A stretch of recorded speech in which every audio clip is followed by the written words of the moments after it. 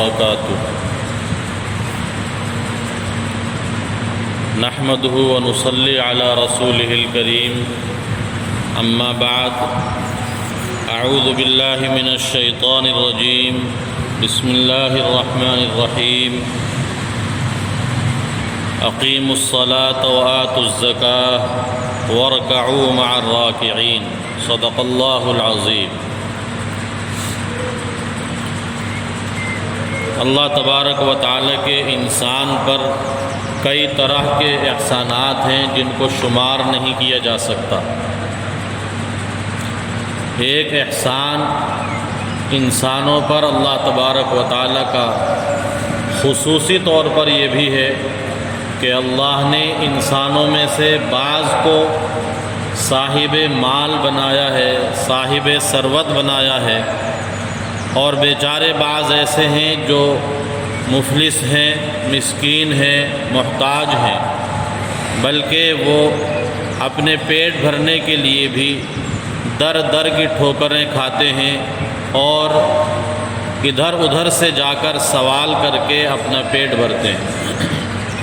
اللہ تبارک و تعالیٰ کا کتنا خاص فضل ہے ان لوگوں پر جن کو اللہ تعالیٰ نے مال جیسی عظیم نعمت اور دولت عطا فرمائی۔ یہ مال حدیث شریف کی وضاحت کے مطابق اچھے آدمی کے لیے تو بہت اچھی چیز ہے اور برے آدمی کے لیے بہت بری چیز ہے۔ یعنی اگر آدمی نیک ہے اور وہ اپنے مال کو نیکی کے راستے پر خرچ کرتا ہے، اچھی جگہوں پر خرچ کرتا ہے، انسانوں کی خدمت کے لیے خرچ کرتا ہے، غریبوں اور محتاجوں کی اپنے اس پیسے سے اور دولت سے ضرورتیں پوری کرتا ہے، تو ایسے آدمی کے بارے میں نبی پاک صلی اللہ علیہ وسلم نے ارشاد فرمایا، نعم المال الصالح للرجل الصالح۔ اچھا مال اچھے آدمی کے لیے بہت ہی اچھی چیز ہے۔ اس کے برخلاف لوگ مالدار تو ہوں لیکن اپنے مال کو صحیح جگہ خرچ نہ کرتے ہوں، بلکہ اپنی ناجائز خواہشات کو پورا کرنے میں یا لوگوں پر ظلم و زیادتی کے راستوں میں خرچ کرتے ہوں اور اللہ کی نافرمانیوں میں خرچ کرتے ہوں، تو وہ مال انسان کے لیے دنیا میں بھی فتنے کا سبب ہے اور بالیقین آخرت میں بڑی سزا اور اللہ کی پکڑ کا مستحق ہے۔ ایسے ہی مال کے بارے میں قرآن پاک میں اللہ تبارک و تعالیٰ نے فرمایا ہے کہ مال تمہارا دشمن ہے۔ جیسے تمہاری اولاد تمہاری دشمن ہو سکتی ہے، ایسے ہی تمہارا مال بھی تمہارا دشمن ہوگا، یعنی جب وہ تمہیں فائدہ نہ پہنچائے بلکہ تمہارے خلاف اللہ کے دربار میں ثبوت بن کر کے کھڑا ہو جائے۔ اس لیے جن لوگوں کو اللہ تعالیٰ نے مال عطا فرمایا اور جن کو گنجائش دی ہے، وہ لوگ اللہ تبارک و تعالیٰ کے اس احسان کو خصوصی طور پر مانیں، شکر ادا کریں اور اللہ سے اپنے اس مال میں اور اس دولت میں اضافے کی دعا فرمائیں، کیونکہ اللہ تبارک و تعالیٰ نے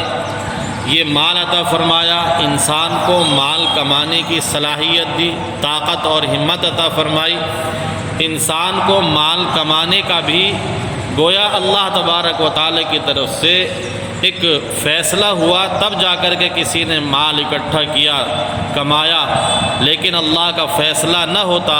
تو جیسے اور دنیا میں بہت سے مسکین ہیں، محتاج ہیں، صاحب مال بھی وہ اسی طرح مسکنت کی اور محتاجی کی زندگی گزارتا۔ حضور نبی پاک صلی اللہ تعالی علیہ وسلم نے حدیث پاک میں یہ بھی فرمایا ہے کہ قیامت میں جو چند سوالات انسان سے کیے جائیں گے،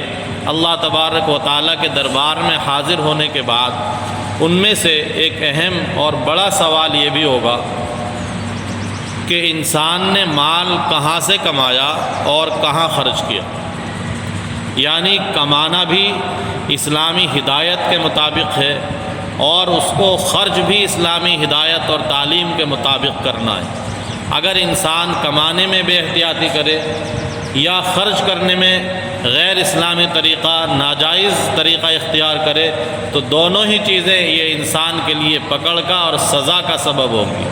انسان صحیح طریقے سے کمائے اور صحیح جگہوں پر خرچ کرے۔ جو لوگ صاحب حیثیت ہیں، گنجائش دار ہیں، صاحب ثروت ہیں، ان میں بھی دو قسم کے لوگ ہیں۔ ایک وہ جو اپنی روزانہ کی ضروریات خیر و خوبی کے ساتھ اور گنجائش کے ساتھ پوری کر لیتے ہیں، اور ان کے پاس اپنے کمائے ہوئے مال میں سے کچھ نہیں بچتا۔ اور دوسری قسم ان لوگوں کی ہے جو اللہ کے فضل سے اور اس کی عطا سے کماتے ہیں، اپنی ضروریات بھی پوری کرتے ہیں، اور پھر اپنی ضروریات سے بھی ان کا مال بچا رہتا ہے۔ یہ جو دوسری قسم کے لوگ ہیں کہ جو اپنی ضرورتیں بھی پوری کر رہے ہیں اور اپنی ضرورت کے بعد ان کے پاس مال بچ بھی رہا ہے، قرآن پاک میں ایسے لوگوں کے اس اضافی اور بچے ہوئے مال کے بارے میں ارشاد ہے، وَفِي أَمْوَالِهِمْ حَقٌّ لِلسَّائِلِ وَالْمَحْرُومِ۔ جن کے پاس اضافی مال ہے اور جن کے مال میں گنجائش ہے، جن کے پاس اپنی ضروریات سے زائد مال رکھا ہوا ہے، اللہ تبارک و تعالیٰ نے فرمایا کہ ان کے مال میں سوال کرنے والوں کا بھی حق ہے، اور جو بالکل محروم ہیں یعنی ان کے پاس ضروریات زندگی ہی نہیں ہے، ایسے لوگوں کا بھی حق ہے۔ اس روایت اور اس آیت سے یہ معلوم ہوا کہ انسان کو اپنے مال میں جس طرح اپنی ضروریات پوری کرنا ہے، اسی طرح اپنے مال میں ان لوگوں کا بھی خیال رکھنا ہے جو غریب ہیں، ضرورت مند ہیں، مستحق ہیں۔ اسی وجہ سے شریعت نے ایسے مالدار لوگوں پر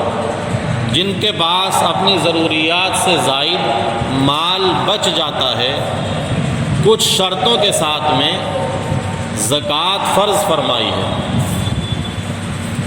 زکوٰۃ کے فرض ہونے کی کچھ اپنی شرائط ہیں۔ ہر کمانے والے پر اور ہر مالدار پر زکوٰۃ نہیں ہے، بلکہ زکوٰۃ کے فرض ہونے کے لیے اللہ تبارک و تعالیٰ کی طرف سے کچھ خاص شرطیں لگائی گئی ہیں۔ وہ شرطیں پائی جائیں گی تو زکوٰۃ فرض ہوگی، اور اگر وہ شرطیں نہیں پائی جائیں گی تو زکوٰۃ فرض نہیں ہوگی۔ زکوٰۃ کے فرض ہونے کے لیے سب سے پہلے مسلمان ہونا ضروری ہے، آزاد ہونا ضروری ہے، سمجھدار ہونا ضروری ہے، یعنی پاگل اور دیوانوں پر زکوٰۃ نہیں ہے، اور اسی طرح بالغ ہونا ضروری ہے۔ بچوں کے پاس مال ہو اور ان کی ملکیت زیادہ ہو تو بھی ان کی ملکیت میں زکوٰۃ واجب نہیں ہے، اور جس کے اوپر زکوٰۃ فرض ہو رہی ہے اسے زکوٰۃ کی فرضیت کا علم ہو، یعنی یا تو وہ دارالاسلام میں رہتا ہو یا وہ مسلمانوں کے بیچ رہتا ہو، بس اتنا زکوٰۃ کے فرض ہونے کے علم ہونے کے واسطے کافی ہے۔ پھر زکوٰۃ کے واجب ہونے کی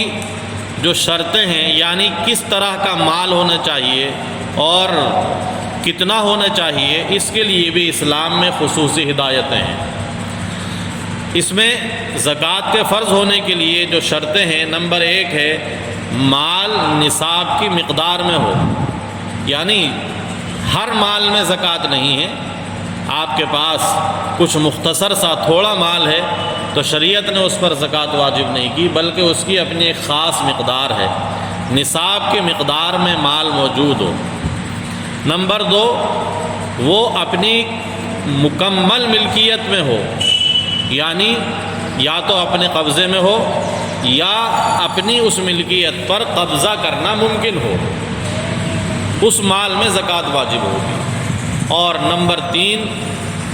جو نصاب آپ کے پاس ہے وہ قرض سے بالکل خالی اور فارغ ہو، یعنی آپ کے ذمے کسی کا کوئی قرض نہ ہو، اگر آپ کے پاس نصاب ہے لیکن کسی کا قرض بھی ہے تو آپ پہلے قرض ادا کریں، پھر اگر نصاب کے بقدر مال بچتا ہو تو زکوٰۃ واجب ہوگی۔ اسی طرح وہ مال نامی ہو یعنی بڑھنے کی صلاحیت رکھتا ہو۔ بعض مال تو ایسے ہیں جو بڑھنے کی صلاحیت نہیں رکھتے، بلکہ یا تو وہ اپنی اسی مقدار پر رکے رہتے ہیں یا گھٹتے رہتے ہیں، لیکن بعض مال ایسے ہیں جو بڑھنے کی صلاحیت رکھتے ہیں۔ مثال کے طور پر سونا اور چاندی اللہ تبارک و تعالیٰ نے ایک ایسا مال بنایا ہے جو بڑھنے کی صلاحیت رکھتا ہے، اس کی قیمت بڑھتی رہتی ہے۔ یا تجارت کا کوئی اور سامان کہ انسان اپنی محنت اور اپنی دانشمندی سے اس مال کو تجارت کے ذریعے بڑھا سکتا ہے۔ جیسے انسان کسی زمین کو خریدتا ہے تو یہ مال ایسا ہے کہ جس کو انسان بڑھا سکتا ہے۔ یا کسی کے پاس بڑی تعداد میں مویشی اور جانور ہیں کہ ان کو انسان پرورش کرتے کرتے بڑھا سکتا ہے، تو مال بڑھنے کی صلاحیت رکھتا ہو۔ اور پانچویں اور آخری شرط ہے کہ نصاب اصلی ضروریات سے زائد اور فارغ ہو۔ اس کا مطلب یہ ہے کہ گھر میں استعمال ہونے والے ساز و سامان اور گھر کی ضروریات میں جو چیزیں بھی کام آتی ہیں وہ سب چیزیں نصاب میں شامل نہیں ہوں گی، بلکہ وہ نصاب سے الگ ہیں اور ان کو اصلی ضروریات مانا گیا ہے، یعنی وہ انسان کی گھریلو اور زندگی کی ضروریات ہیں، ان پر بھی زکوٰۃ واجب نہیں ہے۔ جو گھر میں بہت ساری چیزیں استعمال میں آتی رہتی ہیں یا استعمال کے لیے لائی گئی ہیں، فوری طور پر استعمال میں نہیں آ رہی ہیں، لیکن وہ اسی قبیل کی ہے کہ ان کو گھر میں استعمال کیا جائے گا، تو وہ سب چیزیں انسان کی اصلی ضروریات ہیں، وہ زکوٰۃ میں اور نصاب میں شمار نہیں ہوں گی۔ زکوٰۃ کے واجب ہونے کی شرطوں میں جو ایک اہم اور بنیادی چیز ہے وہ ہے مال نصاب کی مقدار میں موجود ہو۔ تو یہ نصاب کتنا ہے اس کا سمجھنا بھی ضروری ہے، کیونکہ اسی کے ذریعے فیصلہ ہوگا کہ کس بندے پر زکوٰۃ واجب ہے اور کس پر نہیں ہے۔ اور لوگوں کو اس مسئلے میں اور اس کے علم میں زیادہ تر لاپرواہی اور غلط فہمی بھی رہتی ہے، اس لیے یہ جاننا بہت ضروری ہے کہ کتنے مال کو نصاب مانا جاتا ہے اور کتنے مال میں زکوٰۃ واجب ہوتی ہے۔ زکوٰۃ کے واجب ہونے کے لیے سونا، چاندی، نقد پیسہ اور وہ سامان جو بھی آپ نے خرید و فروخت کے لیے اور تجارت کے لیے لے رکھا ہے، بنیادی طور پر یہ چار چیزیں ہیں: سونا، چاندی، نقد پیسہ اور تجارت کا سامان۔ یہی آپ کا نصاب ہوگا، لیکن اس کی مقدار کیا ہوگی؟ اگر کسی کے پاس صرف سونا ہی سونا ہو تو سونے کے اعتبار سے 7.5 تولے یہ نصاب کی مقدار ہے، اور یہی 7.5 تولے سونا آج کے گراموں کے اعتبار سے اگر دیکھا جائے تو 87 گرام 480 ملی گرام ہوتا ہے۔ 87 گرام 480 ملی گرام سونا اگر کسی کے پاس ہے تو وہ صاحب نصاب ہے۔ چاندی کا نصاب 52.5 تولے ہے، اور آج کے گراموں کے اعتبار سے 612 گرام 360 ملی گرام چاندی اگر کسی کے پاس ہے تو وہ چاندی کے اعتبار سے صاحب نصاب ہے۔ اسی طرح اگر کسی کے پاس نقد پیسہ رکھا ہوا ہے تو نقد پیسہ اتنا ہو کہ جتنے پیسے میں 52.5 تولے چاندی خریدی جا سکے، یعنی 612 گرام 360 ملی گرام چاندی جتنے پیسے میں آ سکتی ہو وہ پیسے کا نصاب ہے۔ اور اسی طرح تجارت کا سامان، خواہ وہ زمین کی شکل میں ہو یا کپڑے کی شکل میں ہو یا پرچون کی دکان پر جو خرید و فروخت کا سامان ہوتا ہے، تیل، آٹا، چینی، چاول اور دوسری چیزیں، یہ سب تجارت کا سامان ہے۔ اگر یہ اتنی قیمت کا ہو جتنے میں 52.5 تولے چاندی خریدی جا سکتی ہے، تو اس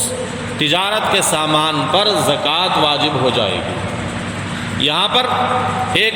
سوال لوگوں کی طرف سے عام طور پر یہ ہوتا ہے کہ اگر کسی کے پاس ان چاروں میں سے کوئی ایک نصاب پورا نہ ہو، یعنی کسی کے پاس 7.5 تولے سونا پورا نہیں ہے، بلکہ مثال کے طور پر 1 تولے سونا ہے، اور ایسے ہی کسی کے پاس 52.5 تولے چاندی نہیں ہے، بلکہ مثال کے طور پر اس کے پاس 5 تولے چاندی ہے، اور ایسے ہی 52.5 تولے چاندی خریدے جانے کے برابر پیسہ بھی نہیں ہے اور اتنا تجارت کا سامان بھی نہیں ہے، تو کیا ایسے بندے پر بھی زکوٰۃ واجب ہوگی؟ تو اس بات کا اور مسئلے کا جاننا بہت زیادہ ضروری ہے کہ یہ جو 4 چیزیں آپ کے سامنے رکھی گئی ہیں، سونا، چاندی، نقد پیسہ اور تجارت کا سامان، یا تو ان میں سے کوئی ایک پورا نصاب کی مقدار میں آپ کے پاس ہو تو بھی آپ کے اوپر زکوٰۃ واجب ہوگی، اور اگر آپ کے پاس پورا ہر ایک نصاب یا نصاب کے چاروں مالوں میں سے کوئی ایک نصاب موجود نہیں ہے، بلکہ کچھ سونا ہے، کچھ چاندی ہے، کچھ پیسہ ہے اور کچھ تجارت کا سامان ہے، چاروں چیزیں تھوڑی تھوڑی مقدار میں ہیں، تو آپ نصاب کو پورا کرنے کے لیے ان چاروں چیزوں کو ملا کر کے پھر دیکھیے کہ یہ چاروں چیزیں 52.5 تولے چاندی کی مقدار کو پہنچ رہی ہیں یا نہیں۔ یعنی اگر یہ چاروں سامان اور چاروں چیزیں، سونا، چاندی، نقد پیسے، تجارت کا سامان، یہ چاروں مال ملا کر کے 52.5 تولے چاندی کی قیمت کو پہنچ جائیں تو یہ کہا جائے گا کہ آپ صاحب نصاب ہیں۔ یعنی اگر ایک مال کا نصاب مکمل نہ ہو تو چاروں مال جو تھوڑے تھوڑے آپ کے پاس موجود ہیں ان چاروں کو ملا کر کے پھر یہ دیکھنا ہے کہ آپ 52.5 تولے چاندی کی قیمت کے مالیت کے برابر آپ اس مال کی قیمت کے اعتبار سے مالک بن رہے ہیں یا نہیں۔ اگر ایک نصاب نہ ہو تو کوئی حرج نہیں، چاروں میں سے تھوڑا تھوڑا بھی موجود ہو اور یہ چاروں ملا کر کے 52.5 تولے چاندی کے نصاب کو اور اس کی قیمت کو پہنچ جائیں تو بھی بندے پر زکوٰۃ واجب ہو جائے گی۔ عام طور پر لوگ اس مسئلے میں ایسا سوچتے اور کرتے ہیں کہ کسی کے پاس 7.5 تولے سونا ہوگا تو زکوٰۃ ہوگی، 52.5 تولے چاندی ہوگی تو زکوٰۃ ہوگی۔ دونوں کو ملا کر یا تینوں اور چاروں مالوں کو ملا کر کے وہ نصاب کو شامل نہیں کرتے اور حساب نہیں لگاتے۔ ایسے کتنے بندے ہیں کہ جن کے پاس یہ چاروں چیزیں تھوڑی تھوڑی ہو سکتی ہیں اور ان چاروں کو ملایا جائے تو 52.5 تولے چاندی کی قیمت بن سکتی ہے۔ ایسا بندہ صاحب نصاب ہے اور اس پر زکوٰۃ کا ادا کرنا ضروری ہے۔ یہاں یہ بات بھی یاد رکھیں کہ یہ مال جو آپ کے پاس نصاب کی مقدار میں آیا ہے، مال آتے ہی زکوٰۃ واجب نہیں ہوتی۔ شریعت نے انسان کے ساتھ میں کتنا بہترین اور نرمی کا معاملہ اختیار کیا ہے کہ زکوٰۃ کو مال آتے ہی فرض نہیں کیا، بلکہ اس کو ایک پورا سال دیا ہے کہ یہ اس پورے سال میں اپنے اس مال کو، اپنے اس نصاب کو اور اپنی اس پونجی کو تجارت کے ذریعے بڑھانے کی کوشش کرے، محنت کرے، کمائے اور اس میں اضافہ کرے۔ اور جب 1 سال اس مال کو اس انسان کے پاس ہو جائے تب شریعت نے زکوٰۃ واجب کی ہے۔ اسی لیے آپ نے مسئلہ سنا ہے کہ زکوٰۃ سال پورا ہونے کے بعد واجب ہوتی ہے، اور یہ سال بھی وہ سال ہے جو چاند کے اعتبار سے ہے، یعنی جنوری فروری کے اعتبار سے نہیں بلکہ محرم، صفر یعنی جو چاند کے مہینے کہلاتے ہیں ان کے اعتبار سے زکوٰۃ میں سال کا حساب لگایا جائے گا۔ زکوٰۃ میں قمری سال کا اعتبار ہے، شمسی سال کا اعتبار نہیں ہے۔ جس کے پاس نصاب کی مقدار گزشتہ رمضان کو مثال کے طور پر 20 رمضان کو کسی کے پاس نصاب کی مقدار آ گئی تھی اور درمیان میں وہ مال نصاب کی مقدار سے کچھ کم ہو گیا، کبھی بڑھ گیا، کبھی کچھ گھٹ گیا، کبھی بڑھ گیا، یعنی درمیان میں وہ مال گھٹتا بڑھتا رہا، لیکن جب یہ اس سال کا 20 رمضان آیا تو اس کے پاس نصاب کا وہ مال یا تو نصاب کی بقدر موجود تھا یا نصاب سے بڑھ گیا تھا، نصاب سے گھٹا ہوا نہیں تھا، تو ایسے بندے پر زکوٰۃ واجب ہو جائے گی۔ اور سال کے درمیان میں جو مال بڑھتا رہا ہے وہ مال اگرچہ نصاب کا حصہ نہیں بنا کیونکہ وہ مال اس کے پاس محفوظ نہیں رہا، تو نصاب میں وہ مال دیکھا جائے گا، یعنی آخر دن جتنی مقدار اور جتنی مالیت اس کے پاس ہوگی سال کے آخر میں جو مال ہے اس پر حساب لگایا جائے گا۔ اسی طرح ایسا بہت بار ہوتا ہے کہ انسان صاحب نصاب بن گیا اور اس مال کے علاوہ دوسرا مال انسان کے پاس درمیان میں کبھی کسی مہینے آ گیا، کبھی کسی مہینے آ گیا، جو درمیان میں مال آ رہا ہے تو ہر نئے مال پر سال کا گزرنا ضروری نہیں ہے۔ جب کوئی ایک بار نصاب کا مالک بن گیا تو ہر مال پر الگ الگ نصاب سال کا گزرنا ضروری نہیں ہوگا، بلکہ ایک بار صاحب نصاب بن جانے کی وجہ سے ہر نیا مال پرانے ہی نصاب میں شامل ہوتا رہے گا، اور جب پرانے مال کا سال پورا ہوگا تو پھر اس نئے مال پر بھی پرانے مال کے ساتھ میں زکوٰۃ واجب ہو جائے گی۔ اگر کسی کے پاس زیورات رکھے ہوئے ہوں یا نقد پیسہ ہو اور زیورات اپنے بچوں کی شادی کے لیے رکھے ہیں تو لوگ اس کو بھی زکوٰۃ میں شمار نہیں کرتے اور اس کا حساب نہیں لگاتے، حالانکہ زیور کے ساتھ اگر روپیہ یا سامان تجارت موجود ہو، خواہ وہ زیور آپ نے کسی بھی مقصد کے لیے رکھا ہوا ہے، اگر وہ بھی نصاب میں شامل کر کے مقدار نصاب کو پہنچ جائے تو اس پر بھی زکوٰۃ واجب ہوتی ہے۔ اسی طرح جو چیزیں آپ نے تجارت کی نیت سے خرید رکھی ہیں ان پر بھی زکوٰۃ واجب ہوتی ہے، خواہ فی الحال آپ ان کو نہیں بیچ رہے ہیں یا آپ کو ان کی مناسب قیمت نہیں مل پا رہی ہے، اس لیے تجارت کے مال میں بھی زکوٰۃ واجب ہوتی ہے۔ اسی طرح جو لوگ کمیٹیاں جمع کرتے ہیں یا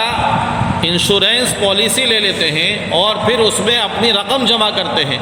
تو جو رقم کمیٹیوں میں جمع کی جا چکی ہے، جتنی قسطیں آپ نے جمع کر دی ہیں، یا انشورنس میں آپ نے جو کچھ طے کیا تھا آپ اس کو ہر مہینے یا چند مہینے یا ہر سال جمع کر رہے ہیں، تو جتنا آپ جمع کر رہے ہیں وہ اصل رقم آپ کی ہے،